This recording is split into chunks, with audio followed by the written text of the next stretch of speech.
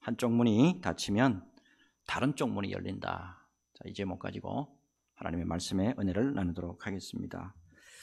영국의 아이작 뉴턴 하면 물리학자요, 또 천문학자요, 수학자로서 특별히 문명사적 3대 발견으로 유명한 분이죠. 빛의 신비, 만류인력, 미적분까지 발견을 했습니다. 그런데 이분의 생애가 좀 특이해요. 뉴턴은 어머니 뱃속에 있을 때 아버지가 돌아가셨어요. 그리고 3살 때 어머니가 재혼을 했는데 부모가 뉴턴을 잘 챙겨주지 않아가지고 줄곧 소외감 속에서 성장해야만 했습니다. 하지만 뉴턴은 신실한 믿음을 가지고 있었던 사람인데요. 마음을 다잡고 학업의 뜻을 품고 정진했습니다. 그래서 케임브리지 대학에 입학을 합니다. 자, 그러나 그때 세계적인 팬데믹 현상이 있었죠. 패스트, 흑사병이 창궐해 가지고 학교가 문을 닫게 되고요. 어쩔 수 없이 학업을 중단하고 고향으로 낙향하게 됩니다. 자, 태어날 때부터 불우한 사건들이 계속 일어났고요. 공부 좀 해보려고 그렇게 힘들게 대학교에 들어갔는데 패스트로 인해서 공부도 못하는 좌절과 절망의 처지에 놓이게 됐습니다. 근데 놀랍게도 고향의 한 사과나무에서 떨어지는 사과를 보게 되고요. 거기서 만류인력의 법칙을 발견해내고 일약 세계적인 과학자 반열에 들어서게 됩니다. 여러분 잘 보세요. 믿음의 눈으로 바라보면 이 사람이 믿음 안에 있었기 때문에, 예수를 믿는 사람이었기 때문에, 특별히 믿음의 눈으로 바라보게 되면 뉴턴에게 있었던 불우한 환경, 그리고 그 당시에 전 유럽을 장악하고 있었던 패스트, 어쩌면 인생에 있어서 장애이고 어쩌면 인생에 있어서 장벽이 될 수 있습니다. 그런데 오히려 그것이 하나님의 은혜를 체험하는 통로가 됐다는 사실이에요. 이게 하나님의 오묘한 진리입니다. 오묘한 섭리예요. 여러분, 믿음의 사람은 어떠한 환경에 처하더라도 믿음의 눈으로 그 환경 너머에서 일하시는 하나님을 바라볼 수 있어야 한다라는 것을 깨닫게 됩니다. 그래서 여러분 절대 예수 안에서 절망과 좌절할 필요가 없다는 거예요. 하나님이 살아계심을 믿음으로 바라보시고 주님 안에서 믿음으로 흔들림 없는 저와 여러분들이 되었으면 하는 마음 간절합니다. 이 은혜가 저와 여러분들에게 넘치시기를 예수님의 이름으로 축복합니다. 자, 계속해서 누가복음, 특별히 예수님의 본격적인 공생의 모습 우리가 살펴보고 있는데요. 자, 지난주 말씀 가운데 특이한 것이 있었잖아요. 예수님의 공생애가 시작이 됐습니다. 예수님이 성령이 충만한 상태였습니다. 그럼에도 불구하고 40일 동안 광야에서 금식하면서 마귀의 시험을 받는 것이 병행됐다 이 말입니다. 순풍도 있고 역풍도 있었단 말입니다. 동시에 있었어요. 자, 그럼에도 불구하고 예수님 성령 충만한 모습을 잃지 않으셨죠. 그리고요, 기록된 하나님의 말씀, 기록된 하나님의 말씀과 바른 적용으로 마귀의 시험을 3번 모두 다 이기신 것을 우리가 볼 수가 있었어요. 자, 이어서 이제 오늘 본문으로 바로 넘어오겠는데, 예수님의 사역 계시입니다. 예수님의 첫 설교예요. 그리고 아울러서 자, 나사렛에서 예수님이 거부당하세요. 자신의 고향인 나사렛에서 당신이 배척당하시는 사건, 같이 동시에 또 이루어지고 있다 이 말입니다. 자, 오늘 이 말씀 나눠보도록 하겠습니다. 자, 우선에 지난 주일 말씀 중에 그냥 뛰어 넘어간 말씀이 있는데 14절하고 15절부터 먼저 보시죠. 자, 14절 15절 보면 예수께서 성령의 능력으로 갈릴리에 돌아가시니 그 소문이 사방에 퍼졌고 친히 그 여러 회당에서 가르치심에 무사람에게 칭송을 받으시더라. 자, 예수님께서 마귀의 시험을 이기신 후에 성령의 능력으로 갈릴리에 돌아가시니 했습니다. 잘 보세요. 늘 예수님의 사역에는 이렇게 성령 충만한 능력이 함께 하셨다 라는 것을 염두해 두시기 바랍니다. 성령 충만한 능력으로 친히 여러 회당에서 가르치셨어요. 그러니까 무사람들에게 또 칭찬을 받으셨습니다. 이로써 예수님의 사역에 순풍이 불게 됐다는 걸 알 수가 있죠. 그런데 오늘 말씀 잘 보세요. 예수님이 자라나신 고향입니다. 예수님이 자라나신 고향인 나사렛에서 안식일에 성경 말씀을 가르치시고 설교하시는 장면이에요. 자, 여기서 예수님의 사역에 있어서 우리가 주목해야 할 중요한 것부터 하나씩 챙겨나가기를 원하는데 16절부터 보시죠. 예수께서 그 자라나신 곳 나사렛에 이르사 안식일에 늘 하시던 대로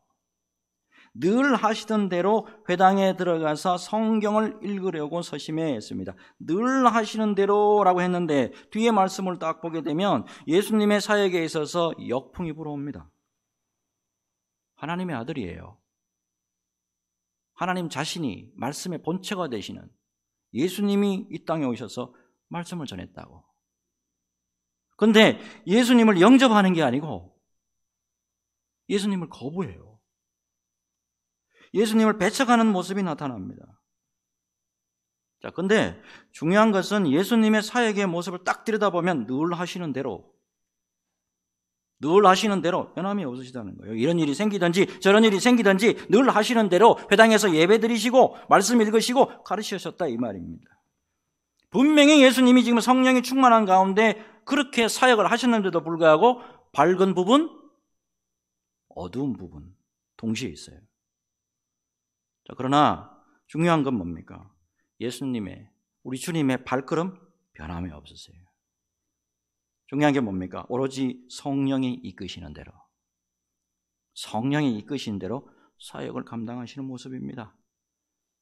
결국에 뭐죠? 성령이 충만하시기 때문에 이 모든 것이 다 가능했다라는 것을 알 수가 있잖아요. 여러분, 우리의 사역 가운데 침체기를 경험할 때가 있습니까? 없습니까? 사역하는 가운데 침체기를 경험합니다. 믿음 생활하는 가운데 한계를 경험합니다. 때로는 믿음 생활 열심히 하는데도 불구하고 절망과 낭만과 실망을 경험합니다. 왜 그러죠? 가만히 딱 분석해 보면 그때 필히 성령 충만한 모습이 아니에요. 여러분, 성령 충만한 것이 아니니까, 특별히 성령 충만한 것이 아니라 내 생각 충만하고 내 판단 충만하고 내가 하려는 생각으로 내 힘으로 어떻게 해보려고 하는 게 이게 꽉 차 있잖아요. 그 당시에. 여러분, 성령 충만이라는 건 다시 말씀드립니다. 뭔가 이성에서 완전히 확 벗어나가지고 구름 위에 붕 떠가지고 방언하고 예언하고 투시하고 그게 성령 충만 아닙니다. 성령에 그대로 이끌려서 순종하는 것, 성령의 지배를 받는 게 성령 충만입니다. 여러분, 성령 충만함 속에 들어가 있으면 침체와 한계와 낭만과 실망 경험하지 않아요. 목사님, 저 안 할랍니다. 목사님, 저 못하겠습니다. 목사님, 저 힘들어요. 이 모습이 바로 성령 충만하지 않는 모습이 아닐까요? 그럼 특별히 우리 주님의 사역을 잘 연구를 해보세요. 복음서를 잘 읽어보시라고. 주님의 사역의 흐름을 딱 보면 반드시 들어가는 게 기도예요. 기도. 예수님 새벽 기도 하셨어요. 다시 강조합니다. 예수님 새벽에 오히려 미명에 일찍 일어나셔서 새벽 기도 하셨습니다. 예수님 철야기도 하셨어요. 예수님 산기도 하셨다고.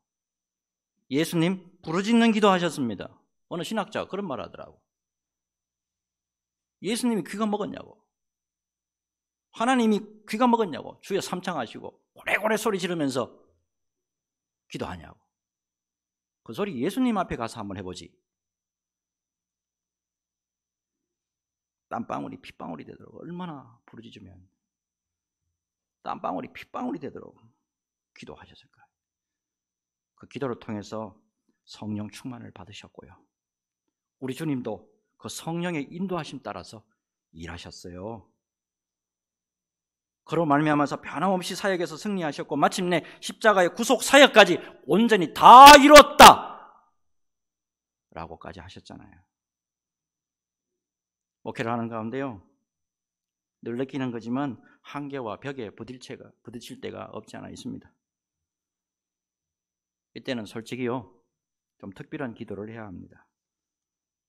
이거는 목회자들만이 가지고 있는 노하우라고 생각을 해보는데, 만약에요 1년 동안의 사역을 잘 했다고 하면, 원래 2020년도 사역 잘 감당했다라고 하면 그것으로 그 다음에도 잘할 수 있느냐?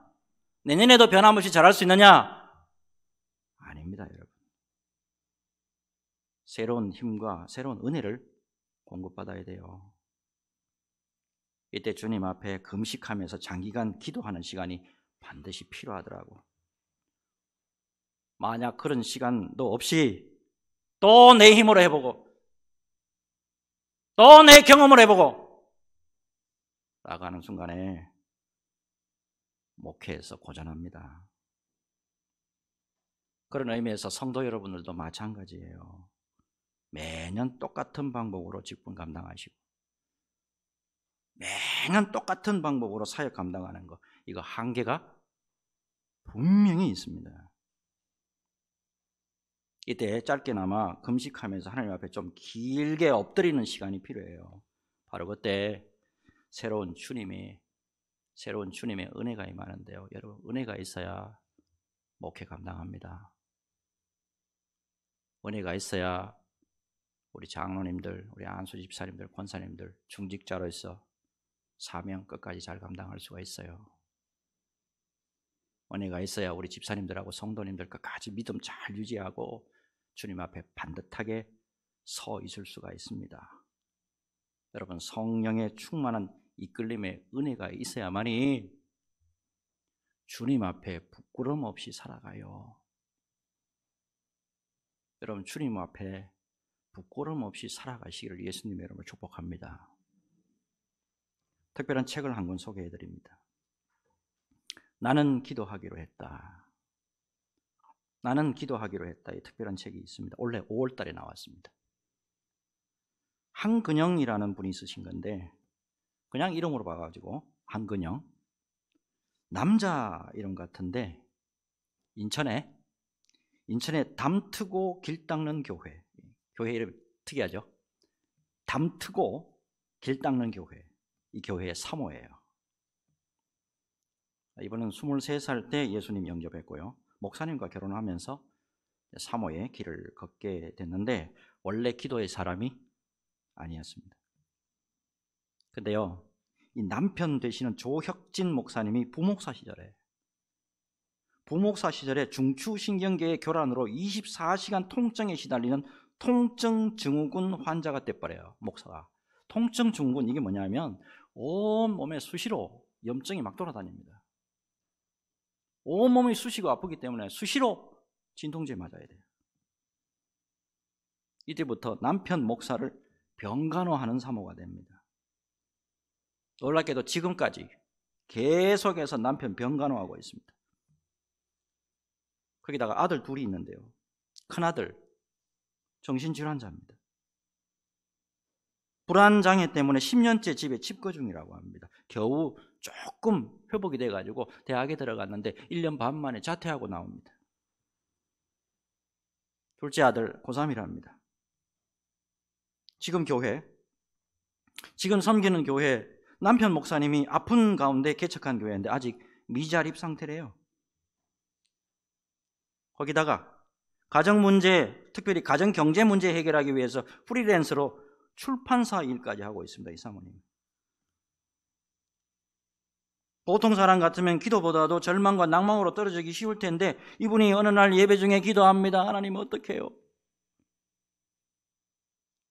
주님 나 어떡해요? 기도하는 가운데 내면에서 이 소리가 들리더래요. 그래, 기도해야지. 그래, 기도해야지. 그래, 기도해야지. 그때부터 시작해서 골방으로 들어가서 기도하는 사모가 돼요.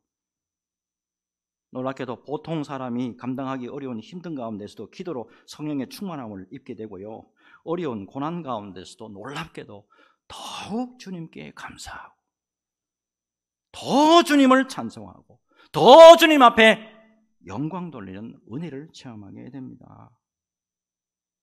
그래서 그 은혜를 체험한 것을 우리나라 기독교 대표적 출판사잖아요, 규장. 이 규장에서 사모님의 책을 출간해 줍니다. 제가 이 책을 읽으면서 참 많은 은혜를 받았어요. 기도를 통해서 성령 충만을 받을 때 어떠한 고난과 어려움이 있더라도 넉넉히 견디고 인내할 수 있다. 여러분, 믿음 생활하는 가운데 우리 여기 연세 드신 분들 많으신데 무엇보다도 중요한 게 뭡니까? 믿음 생활하는 가운데 견디고 인내할 일이 얼마나 많습니까? 무엇보다도 여러분, 우리가 그렇잖아요. 즐겁고 좋은 일만 있는 게 아니잖아요. 견디고 인내해야 될 일이 많은데도 불구하고 가장 중요한 게 뭡니까? 그 어려운 시기에도 견디고 인내하는 게, 이게 얼마나 중요하다는 거 여러분들 다 잘 아시죠? 여러분, 결론은 성령 충만을 위한 기도가 끊어지지 않아야 한다는 사실입니다. 성경은 분명히 말씀합니다. 쉬지 말고 기도하라. 쉬지 말고 기도하라. 쉬지 않고 기도하는 가운데 늘 성령이 충만할 수가 있고, 우리의 모든 삶의 영역에 있어서 넉넉히 은혜로 이길 수 있도록 하나님이 기도를 통해서 도와주실 줄로 믿습니다. 여러분, 기도를 통해서 언제나 성령 충만하시기를 예수님의 이름으로 축복합니다. 그 다음 말씀으로 넘어가죠. 성령 충만의 또 다른 표현이 있는데요, 오늘 말씀 보면 성령의 기름 부음. 성령의 기름 부음에 의해서 예수님이 어떤 사역을 하게 될 것이냐 말씀 나오죠? 17절에서 19절 같이 읽습니다. 17절에서 19절 같이 읽습니다. 시작. 선지자 이사야의 글을 드리거늘 책을 펴서 이렇게 기록된 데를 찾으시니 곧 주의 성령이 내게 임하셨으니 이는 가난한 자에게 복음을 전하게 하시려고 내게 기름을 부으시고 나를 보내사 포로된 자에게 자유를, 눈먼 자에게 다시 보게 함을 전파하며 눌린 자를 자유롭게 하고 주의 은혜의 해를 전파하게 하려 하심이라 하였더라. 아멘. 이사야 61장 1절에서 2절 그리고 58장 6절의 말씀을 적절하게 예수님이 배합해서 말씀을 선포하고 있는 거예요. 하나님께서 예수님에게 성령을 부어주신 목적, 하나님이 우리 주님에게 성령을 부어주신 목적 보니까 가난한 자에게 복음을 전하기 위해서, 포로된 자에게 자유를, 눈먼 자에게 다시 봄을 전파하고 눌린 자를 자유롭게 하시고 주의 은혜의 해, 이 희년을 말합니다. 희년, 묶인 것에서 해방되는 걸 의미하잖아요. 결국에 이 모든 것은 뭐냐면 메시아의 사역을 의미합니다. 결국에 인류를 모든 죄에서 우리 예수님이 해방시킬 것이다 라는 의미죠. 자, 특별히 이것을 21절에서 예수님이 이렇게 선포하시잖아요. 자, 이에 예수께서 그들에게 말씀하시되 이 글이 오늘 너희 귀에 응하였느니라 하시니, 이 글이 오늘 너희 귀에 응하였느니라 하시니, 이 말씀은요, 이제부터 메시아로서의 예수님 당신의 모든 임무를 시행하겠다, 나 이제부터 메시아로서의 사역 시작한다라는 선포입니다. 자, 이제 문제는 이렇게 예수님의 말씀의 선포가 있었어요. 하나님의 아들이 직접 이 땅에 오셨다고요. 예? 말씀이 육신이 돼서 이 땅에 오셨다고. 말씀의 본체가 되시는 예수님이 말씀을 전했어요. 그럼 반응이 어떻게 해야 될까요? 엄청난 반응이 일어나야 되는 거 아니에요? 자, 근데 22절을 보면 1차적으로 좀 호의적인 반응이 있는 것 같습니다. 자, 22절. 그들이 다 그를 증언하고 그 입으로 나오는 바 은혜로운 말을 놀랍게 여겨 이르되 이 사람이 요셉의 아들이 아니냐. 자, 그런데 문제는 23절이잖아요. 전혀 반대의 반응입니다. 예수님을 거부하고 예수님을 배척하는 그에 대한 예수님의 말씀이에요. 잘 보십시오. 이거 잘 보셔야 됩니다. 예수께서 그들에게 이르시되 너희가 반드시 의사야 너 자신을 고치라 하는 속담을 인용하여 내게 말하기를, 예수님에게 말하기를, 우리가 들은 바 가버나움에서 행한 일을 내 고향 여기서도 행하라 하리라. 자, 잘 보십시오. 특별히 의사야 너 자신을 고치라라는 속담을 인용하셨는데, 이것은요 의사의 능력을 믿지 못할 때 내뱉는 비난의 말입니다. 의사야 네 병이나 고쳐라. 이게 무슨 이야기냐면 나사렛 사람이요, 나사렛 사람들이 예수님 보고 앞에 지금 설교하신 내용 듣고는 뭐라고 이야기하냐면 니나 똑바로 해라, 니나 똑바로 해라, 이 말씀이에요. 나사렛 사람들이 고향 사람들입니다. 같은 고향 사람인데 메시아이신 예수님을 알아보지 못해요. 믿지 못하는 겁니다. 그리고 25절, 26절, 27절에 엘리야와 엘리사 애가 나오죠. 엘리야와 엘리사. 이게 무슨 말이냐면요, 이스라엘 백성들의 불신앙으로 말미암아서 오히려 이 사렙다 과부하고 수리아의 이 나아만에게만 하나님의 은혜가 임한 것처럼 오히려 구원이 이제는 너희들이 아니고 이방인들에게 넘어갈 것이다, 이 말씀이에요. 결국 나사렛 사람들요, 예수님 늘 봤다고, 예수님 늘 가까이 있어 봤다고요. 근데 그 청년이 메시아일까 의심이 가는 겁니다. 그들에게는 뭘로 보이냐면 목수 요셉의 아들, 목수 요셉의 아들, 그렇게만 보이는 거예요. 사람의 눈으로 보이는 그 편견하고 고정관념 때문에 예수님 바로 앞에 놔놓고, 메시아 바로 앞에 놔놓고 못 알아보는 거예요.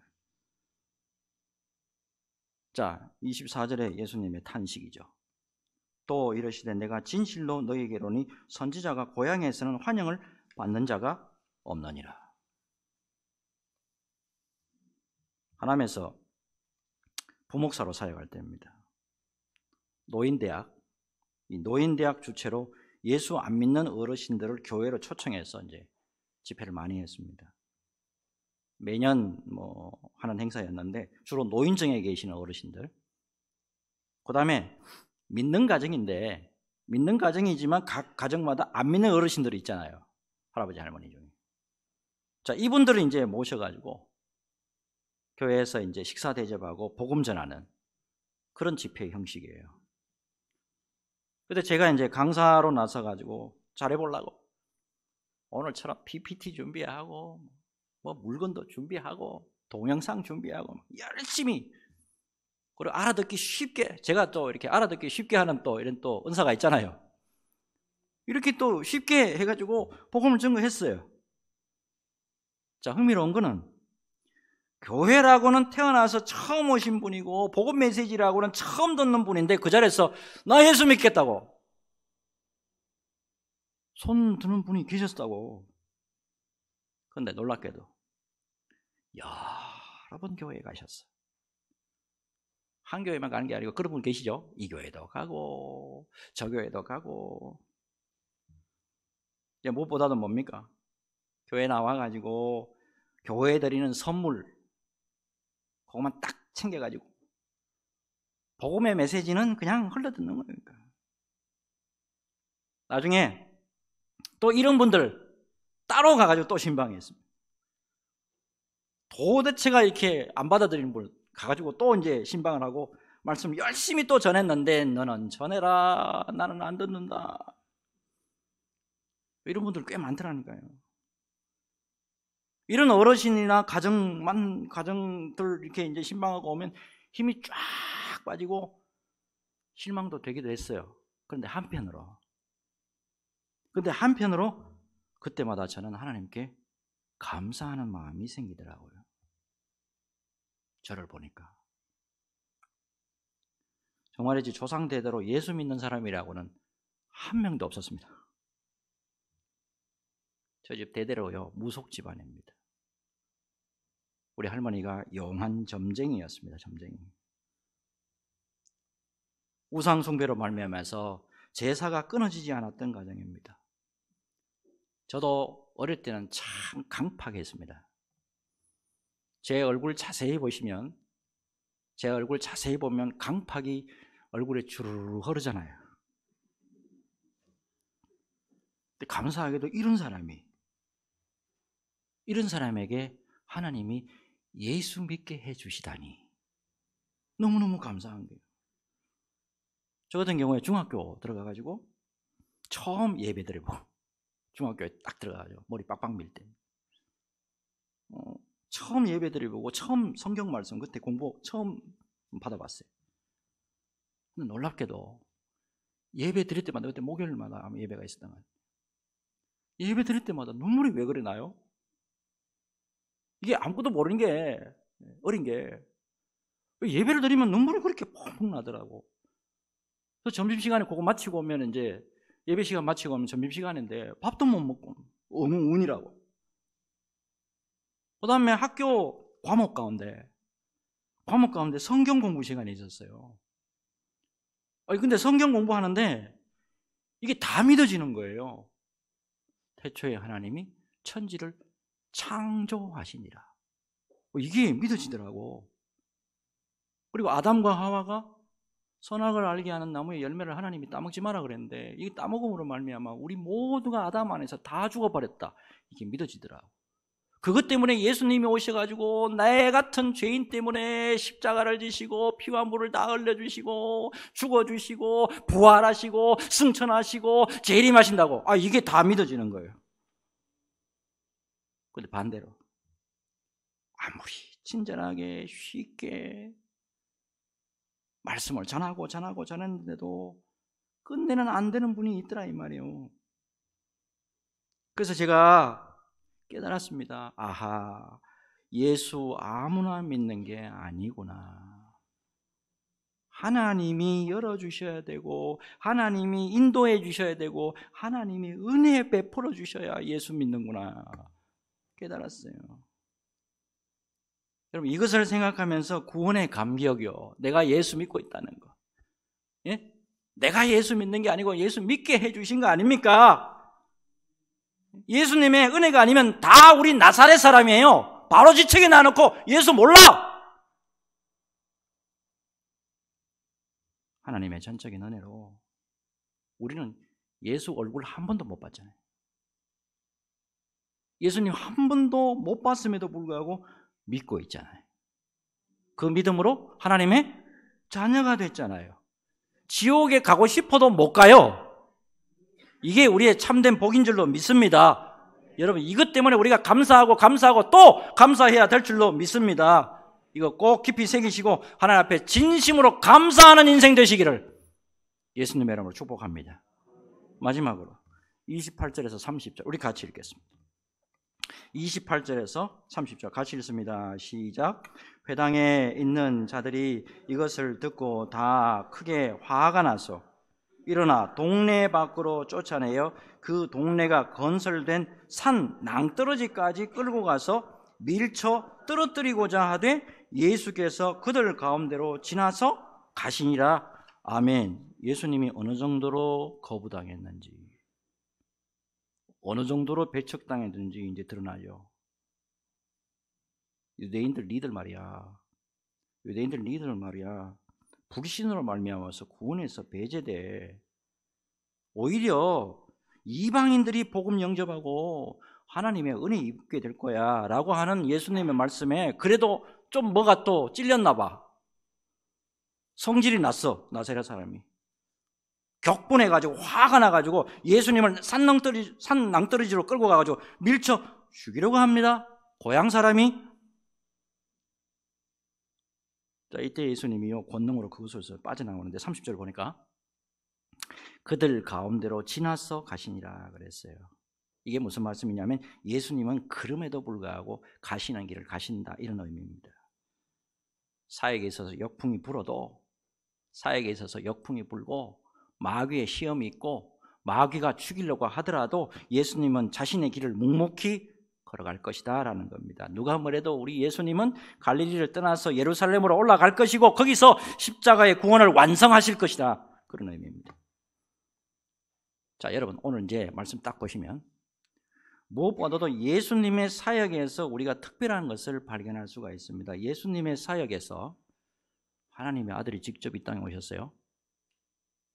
하나님이 육신을 입고 이 땅에 오셨다고. 자, 그럼에도 불구하고 막힐 때가 있습니까, 없습니까? 또요, 거부합니까, 거부 안 합니까? 배척합니까, 배척 안 합니까? 예, 이런 일이 있었다고. 자, 근데 중요한 게 있습니다. 뭐냐 하면 한쪽 문이 막히면은 또 다른 문을 우리 주님이 여십니다.